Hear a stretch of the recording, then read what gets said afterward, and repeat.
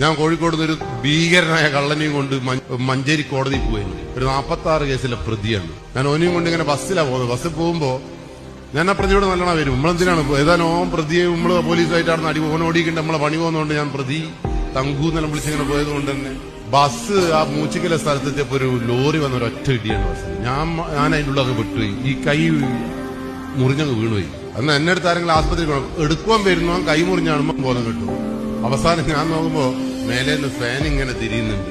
ഞാനിങ്ങനെ വിചാരിച്ചു കൈയും പോയി പണിയും പോയി, എന്റെ പേഴ്സും പോയി. പേഴ്സിൽ ഒരു 2500 ഉറുപ്പ്യ ഉണ്ടേനും. ഇപ്പം ബേക്കിൽ നിന്ന് അശരീരി പോലെ മേലെ നിന്നൊരൊച്ച, പ്രതി പോയിട്ടില്ല, ഞാനാണ് പ്രതി, ഞാനാണ് നിങ്ങളിവിടെ എത്തിച്ചത്, 2500 ഉറുപ്പ്യ പേഴ്സിലില്ല. മുഖം 320 ഉള്ളൂ. അപ്പം പ്രതിയാണ് സത്യസന്ധൻ. ആ പ്രതിയാണ് എന്നെ ജീവിതത്തിലേക്ക് തിരിച്ചു കൊണ്ടുവന്നത്.